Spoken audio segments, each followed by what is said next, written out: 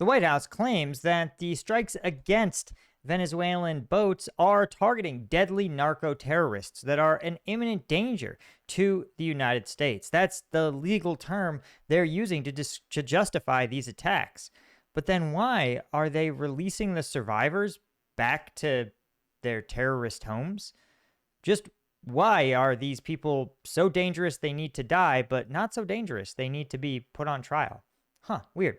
We're going to talk about it. I'm Paul, U.S. Army combat veteran. Let's do it. Okay, so the U.S. had, after a series of strikes against what they claim are narco drug trafficking boats in outside of Venezuelan waters, they found that there were actually some survivors in the most recent strike. And one of them is an Ecuadorian national. But here's the weird part, is that the U.S. just sent them on back. Strange, right? Now, after this strike against these drug traffickers, who, again, the U.S. and the Department of Defense has said they pose an imminent danger to the United States of America through their hostile drug trafficking. So you would think that if some of them are captured, one, that they would be declared prisoners of war. After all, they're combatants, right? Well, no, they're apparently not prisoners of war. Well, then surely they'd be sent to Gitmo. They're unlawful combatants, right? Well, not that either. See, two of the survivors of the most recent strike were returned to their home countries of Colombia and Ecuador. Now, President Trump said they're going to be detained and prosecuted, which is kind of weird because, again, Trump also just tweeted that the president of Colombia is a participant in the narco trafficking. So why would you send a narco trafficker back to be prosecuted by a narco trafficker? It doesn't make any sense. But it makes even less sense when you realize that Ecuador is just letting this dude go free. And the absurd part is that the Ecuadorian Attorney General's office, which absolutely is willing to prosecute individuals returned by the United States, particularly if they committed crimes in Ecuador. In fact, it's extremely common. One of the ID checks people get when they arrive at the border is actually that they get their identity verified, and then the Ecuadorian embassy gets called and says, hey, do you want this guy? Because he's about to enter our immigration system. And if Ecuador says, yeah, he's wanted for murder, he gets turned around and sent back. But so the Ecuadorian embassy and the Ecuadorians are willing to do this for sure. But their office said in a statement that the Ecuadorian survivor, quote, could not be detained because there was, quote, no report of a crime that had been brought to the attention of the institution. Now, this is really suspicious because the U.S. says that there was robust evidence that the individuals on this boat were trafficking drugs. And so the U.S. says that there's all this evidence, but then when it comes time to actually put the person who committed it in jail, they just don't. They just are like, no, we're not going to show you that evidence. Maybe you're like, okay, sources and methods, sure. But if that's the case, then detain him in the United States, put him up for a military trial, or even better yet, try him in the United States for drug trafficking. Maybe even try to flip him into a source, right? And he's a combatant. You could have you see how absurd this is. Is he a POW? Then you can, within the law, interrogate him, right?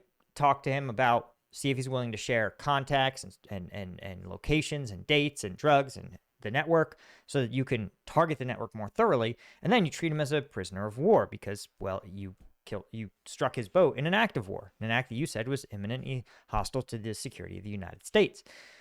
So then, again, that means that he's held in a place like Fort Leavenworth until there's an end to hostilities. Or you can say, hey, he's an unlawful combatant. He's like the people in Gitmo. Well, then you put him in Gitmo, right? Which is not a real category, by the way. Or you can say, hey, he's actually just a criminal. He's a regular criminal. He's going to go onto regular criminal charges. He's going to get arraigned, a grand jury, a jury trial. The U.S. will present its evidence. The same thing that happens to drug traffickers inside the United States, right? And so the fact that the administration has chosen none of those routes, instead to just let the guy go off scot-free and share nothing, no evidence with the Ecuadorian Attorney General's office to at all indicate that he has been conducting this operation is just insane. The only conclusion I can come to is that the U.S.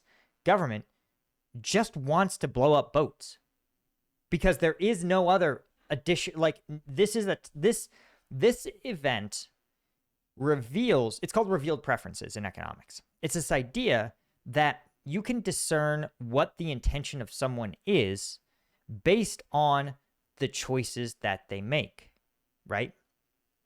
So if, again, you could say, is Paul a war criminal?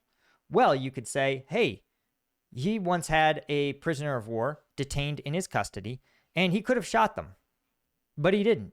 So therefore, we can reveal that Paul's preference is to adhere to the law of war, right? Particularly because it would have been very convenient to like shoot the guy, you know?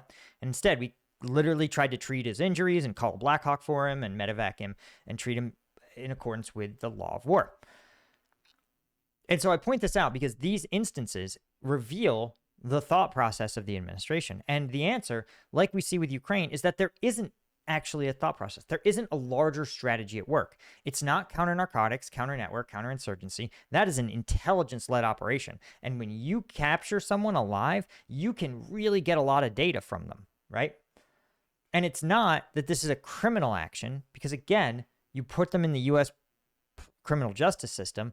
One, someone like the FBI or DEA can flip them, right? Or you put them in the Ecuadorian justice system and you say, here, Ecuador, we caught one of your people. Here's all the evidence he was smuggling drugs. Here's the boat he was on. Here's the drugs that we found on the boat. Here's a sworn statement from 3 of our intelligence officers, or literally just give them the video and be like, dude, we found him here. Because you released the video, so clearly there's something there.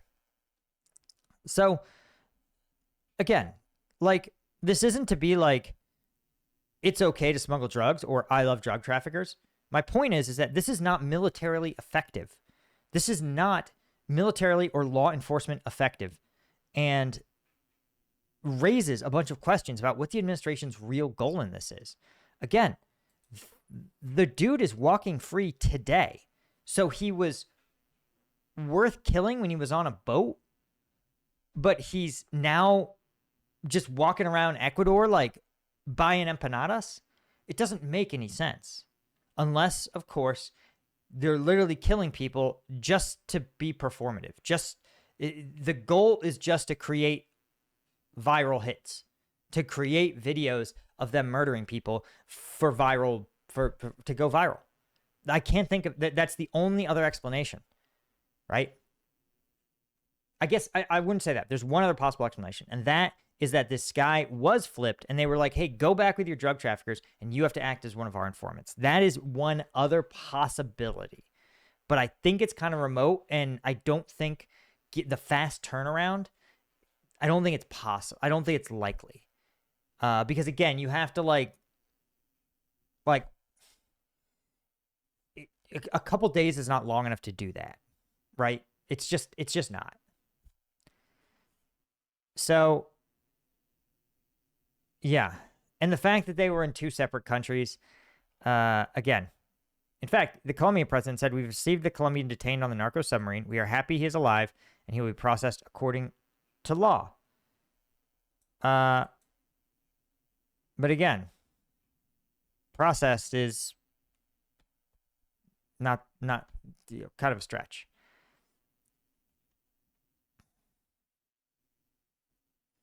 So, anyway, again, just another weird one. File it into your category of weird, and probably illegal shit.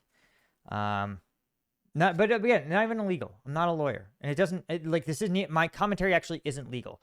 It's just militarily stupid.